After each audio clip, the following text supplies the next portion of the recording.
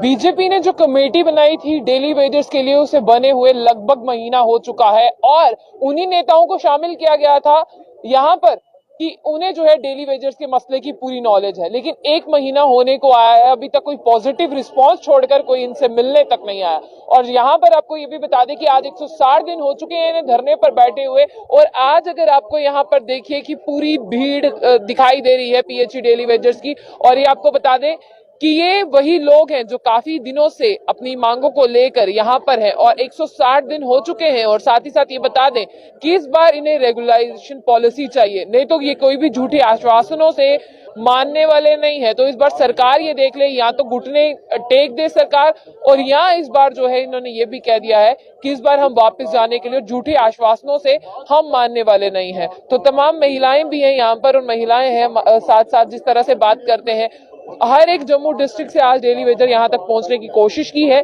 लेकिन इनके साथ जो हमारे साथ अभी साथी जुड़े हैं मुख्तार अहमद, वो भी कह रहे हैं इंसाफ करो। मुख्तार, आप भी इनको काफी देर से देख रहे होंगे कि क्या चीज है जो यहाँ पर नहीं हो पा रही, और लोग भी जिस तरह से कमेंट कर रहे हैं वो भी यही चाहते हैं कि इनके साथ इंसाफ होना चाहिए, क्योंकि रोज रोज लोग इन्हें अपने मोबाइल स्क्रीन पर देखते हैं और रोज जो है इनके मसलों से अवगत होते हैं। लेकिन लोगों को भी ये जानना है कि आखिर अब इनके मसले हल कब होंगे। तो इनसे बात करने की कोशिश करते हैं। बिन मांगे उनकी मुरादें पूरी हुई, आप तो मांग रहे हैं, आपकी मांग के भी मुराद नहीं पूरी हो रही। देखिए, वहां भी जो चीज दी गई है ना, वो भी गोल घुमाया गया है। हमको मिनिमम वेजेस हम नहीं मांग रहे, हम मांग रहे हैं कि हमारा जो रेगुलर प्रोसेस उसको स्टार्ट किया जाए, और अगर यूटी बना है तो दिल्ली यूटी के तर्ज पे हमको रेट दिया जाए, हमारा 72 महीने का पेंडिंग दिया जाए। हम अब पीछे हटने वाले नहीं है मैडम, आप देख रहे लगातार हम लोगों ने, कोई भी हमें बेवकूफ बनाने की कोशिश करेगा, कोई भी हमें करने की कोशिश करेगा, अब हम पीछे नहीं हटेंगे। क्यों कि हमारे बच्चों की रोजी रोटी का सवाल है, हमारे मान सम्मान किया। अब ये किसी मिनिमम वेजेस या सरकार की किसी लॉलीपॉप से पीछे हटने वाले नहीं है। पॉलिसी नहीं तो घर वापसी नहीं, अभी नहीं तो कभी नहीं। आज का जो प्रोग्राम है ये प्रोटेस्ट का, मीटिंग का प्रोग्राम है। अगले जो बड़े महारैली का हम तैयारी कर रहे हैं।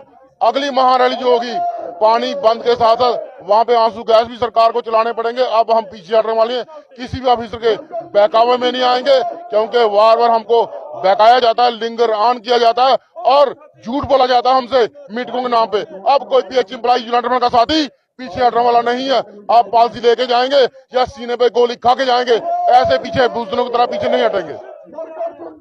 ये थे हमारे साथ ताज जी, और ताज जी को मैं ये पूछना चाहूंगी यहाँ पर कि आप देखिए जिस तरह से हर एक आज यहाँ पर आया है और हर एक जम्मू डिवीजन से यहाँ पर इकट्ठा भी हुआ है।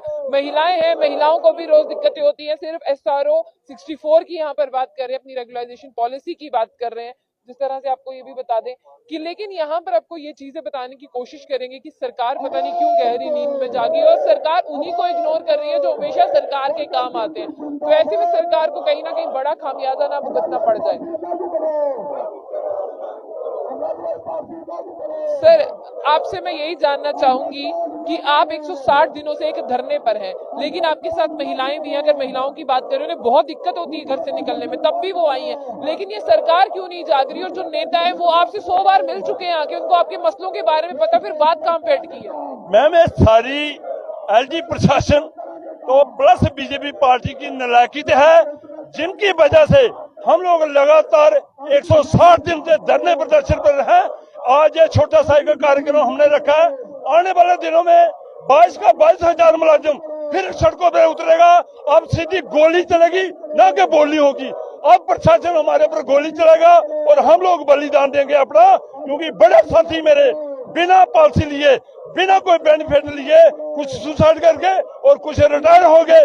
मगर जे पार्टियां, जे प्रशासन हमें बेवकूफ बनाता आया, अब बेवकूफ बनने वाली स्थिति खत्म। हमने प्रशासन को 17 अक्टूबर को नेगोशिएशन होने के बाद एक टाइम दिया था, जिस टाइम के अंदर हमें उम्मीद थी कि हमारे लिए पॉलिसी फ्रेम करेंगे, मगर इन्होंने टोटल कमेटियों के नाम पे हमें गुमराह किया।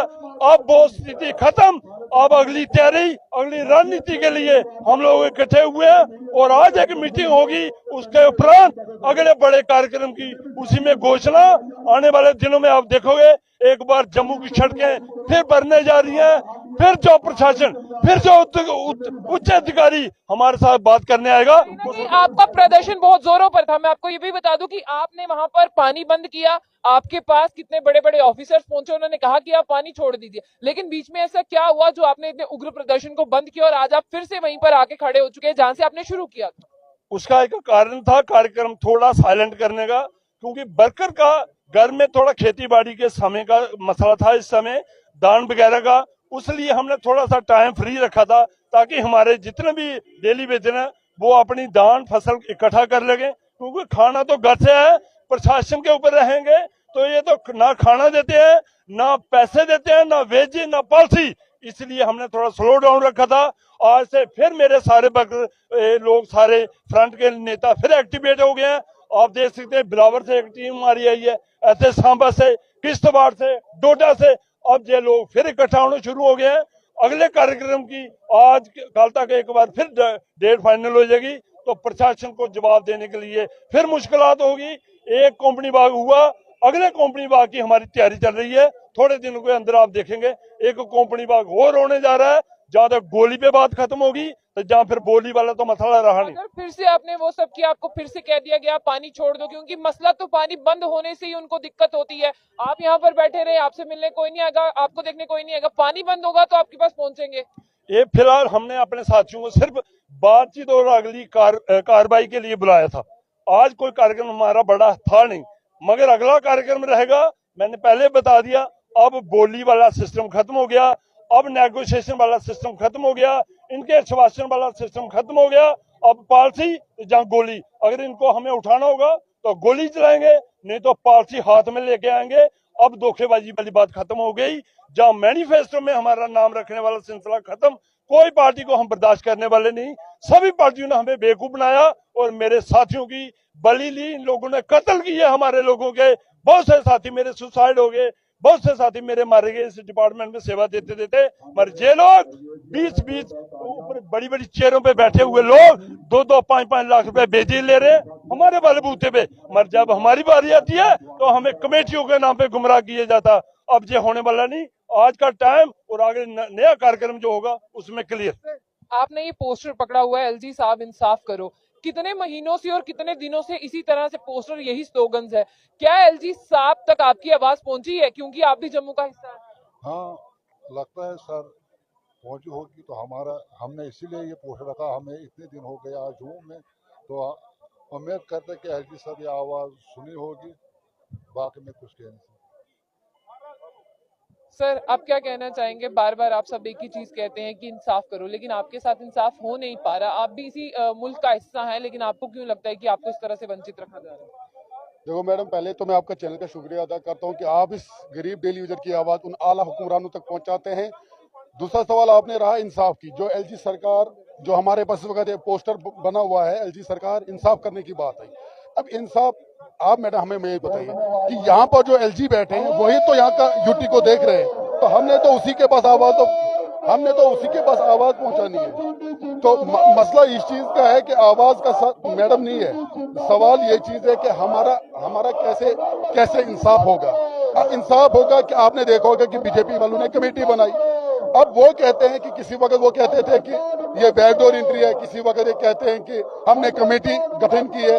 हमें ये समझ नहीं आ रही है, जब यहाँ पर अमित शाह जी इस यूटी को देख रहे हैं तो हमें ये समझ नहीं आ रही है कि फिर क्या वजह है कि एलजी सरकार के पास ये बात हमारी पहुंचती नहीं है। जब हमने कंपनी बाग बंद किया था उस वक्त तो सब एलजी के पास बात तो पहुंच गई थी उस वक्त, लेकिन बड़े अफसोस से कहना पड़ता है कि हमारा इंसाफ आखिरकार कब होगा, क्योंकि 94 से लेकर 2022 तक हम रोडों पे खड़े। आपने देखा होगा कि हमारे साथ कितना जुल्म हो रहा है, हमारे बच्चों के साथ कितना जुल्म हो रहा है, लेकिन हम यही उम्मीद करते हैं एलजी सरकार से कि वो जल्दी से जल्दी हमारा मसला हल करे। चलिए, एलजी साहब इंसाफ करो, और साफ तौर पर आपको बता दें कि हम झूठे आश्वासनों ये मानने वाले नहीं हैं, और इससे जम्मू कश्मीर की छवि खराब नहीं हो रही। क्या जम्मू कश्मीर में बताया जाता है हर कोई खुश है? क्या जम्मू कश्मीर में ये सब खुश है? जिस तरह से आप जम्मू कश्मीर की एक बदलती हुई तस्वीर दिखा दें, ये भी एक जम्मू कश्मीर की तस्वीर है जहां पर पीएचई डेली वेजर 160 दिन थोड़ा नहीं होता, 160 दिन बहुत होते हैं, तब से धरने प्रदर्शन पर है। अगर लद्दाख में मिल जाता है वो भी इस देश का हिस्सा है, तो इन्हें क्यों नहीं मिलता? इन्हें क्यों वंचित रखा जाता है? तो ऐसे में जम्मू कश्मीर की छवि जो है उसके नेता ही खराब कर रहे हैं ये लोग, जम्मू कश्मीर की छवि जो है